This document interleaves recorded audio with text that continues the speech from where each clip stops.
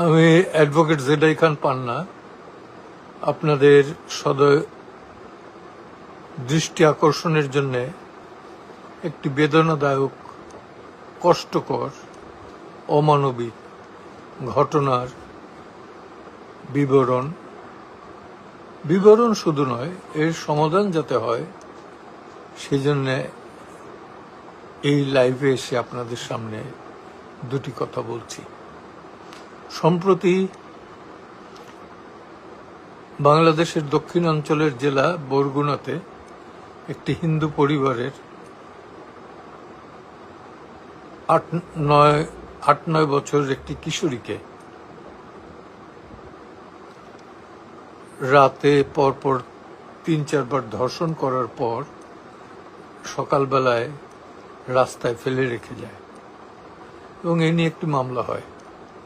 মামলা হওয়ার পরে কিছুদিন পরে মেয়েটির পিতাকে হত্যা করা হয়। এ অবস্থায় মেয়েটির কোনো বড় ভাই নাই, অন্য কেউ পুরুষ কেউ নেই, আছে তার মা।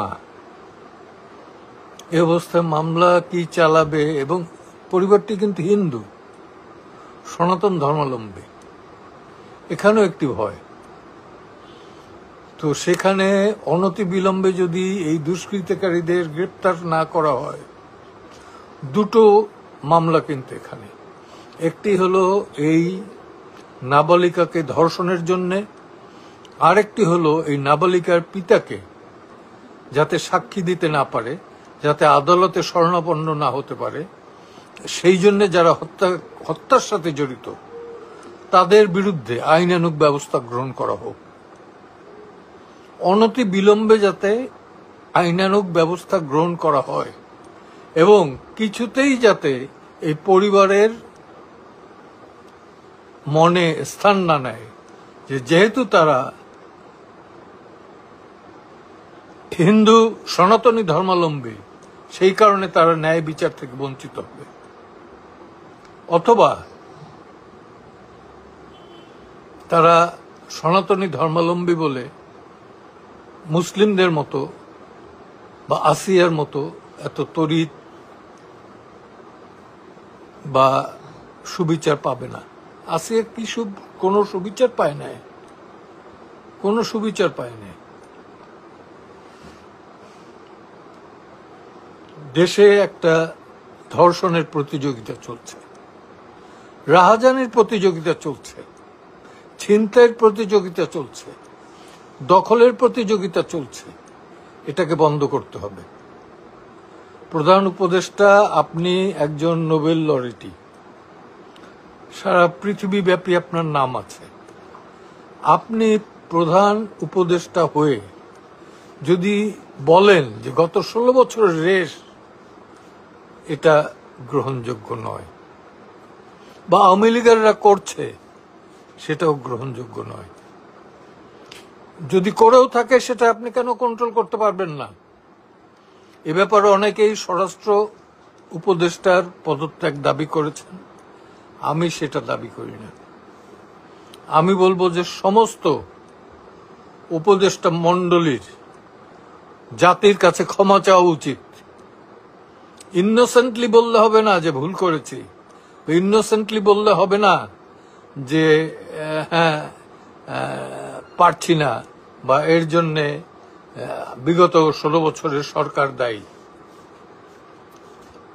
এত কিছু সংস্কারের দরকার নেই। সংবিধান পরিবর্তন করে ধর্ষণ কমাতে পারবেন না। সংবিধানে হাত দেওয়ার দরকার নেই। আপনি সিআরপিসিতে হাত দেন, আপনি পেনাল লতে হাত দেন, আপনি পিআরবিতে হাত দেন, আপনি সাক্ষ্য আইনে হাত দেন, আপনি সম্পত্তির অধিকার যেটা নারী পুরুষে সেইখানে হাত দেন, না দিয়ে আপনি সংবিধান নিয়ে দৌড়দৌড়ি শুরু করেছেন, যেটা আদৌ আপনার বিষয় না বা আপনাদের বিষয় না। এটা পরবর্তীতে যারা নির্বাচিত হয়ে আসবে আপনাদের দায়িত্ব হচ্ছে অনতিবিলম্বে একটি সুষ্ঠু নির্বাচন দেয়া, এবং আমার মনে হয় সুষ্ঠু নির্বাচন দেওয়ার এখন যথেষ্ট সময়। কারণ যতদিন যাচ্ছে দেখছি ততই আইন শৃঙ্খলা পরিস্থিতির অবনতি ঘটছে।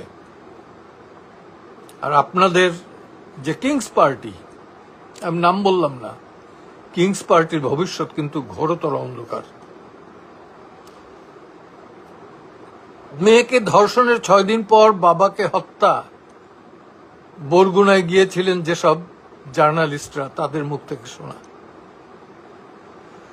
সব মিলে শিশুটির বয়স হয়তো 12 বছর হবে।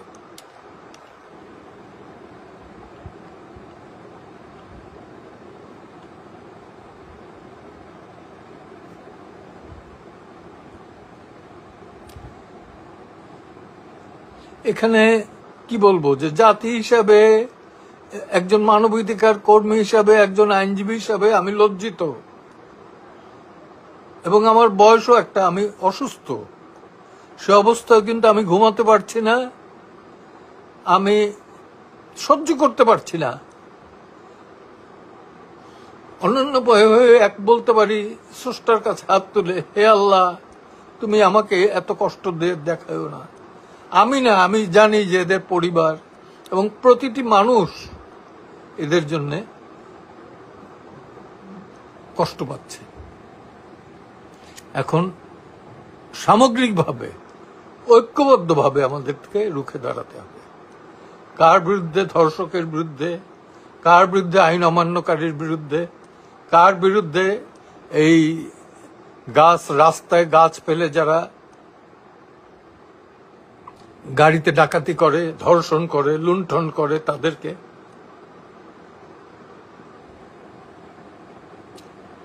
আর বলার কিছু নাই, শুধু বলবো যে আইনজীবীরা আইনের অঙ্গনে অপমানিত হচ্ছে,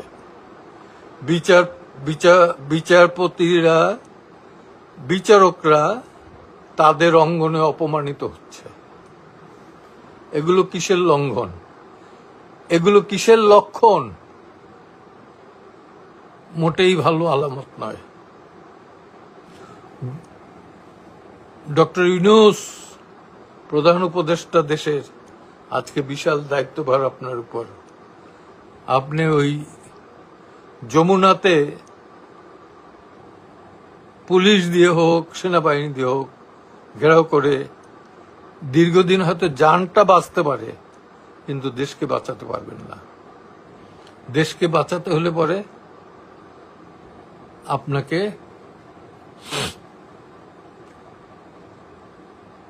দেশবাসীর নার্ভটা বুঝতে হবে। আজকে সন্ধ্যার পরে কোনো পুরুষও বের হইতে সাহস পায় না। আপনিও তো প্রোটোকল ছাড়া বের হন না, আপনিও তো প্রোটেকশন ছাড়া বের হন না।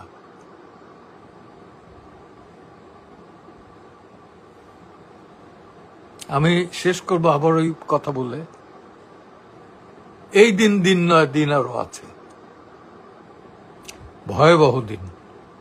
অতএব সেই ভয়াবহ দিন যাতে না দেখি, সেই জন্য অনতিবিলম্বে এই ধর্ষণকারী, ছিনতাইকারী, ডাকাতি, রাহাজানি বন্ধের দৃষ্টান্তমূলক ব্যবস্থা গ্রহণ করবেন, এই আশাটুকু করি। অন্যথায় আমি এক নগণ্য ব্যক্তি, কিন্তু 12 বছরের জন্য কিন্তু বার কাউন্সিলে নির্বাচিত হয়েছিলাম, কম ভোট পাইনি। বার কাউন্সিলের সাবেক সদস্য হিসাবে আমি অন্তত দাবি রাখব, আগামী 1 সপ্তাহের ভেতর যদি দৃষ্টান্তমূলক আমরা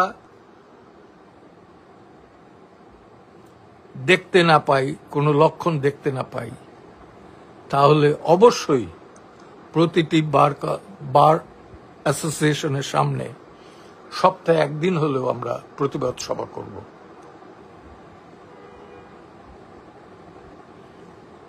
ধন্যবাদ দেওয়ার কিছু নাই। আপনারা যারা শুনছেন, আমি অনুরোধ জানাবো, প্রতিটি ব্যাপারে অন্যায়ের বিরুদ্ধে সোচ্চার হন, অন্যায়ের বিরুদ্ধে সোচ্চার হন। সেটাই আমাদের জন্য পথ।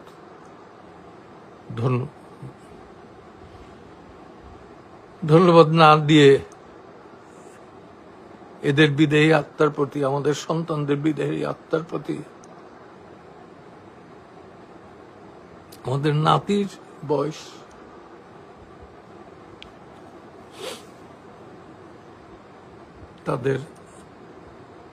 তারা যাতে সুবিচার পায়, সেই ছেলে খেলার মতো, শিশুকালের যে ছেলে খেলা, সেই বয়সটা যাতে তারা নির্বিঘ্নে কাটাতে পারে। আমার এই আসলে বলবো যে সে মন মানসিকতাই নেই। হাত জোর করে বলছি, আইন শৃঙ্খলা ফিরিয়ে দিন, আইন শৃঙ্খলা ফিরিয়ে দিন। ধন্যবাদ।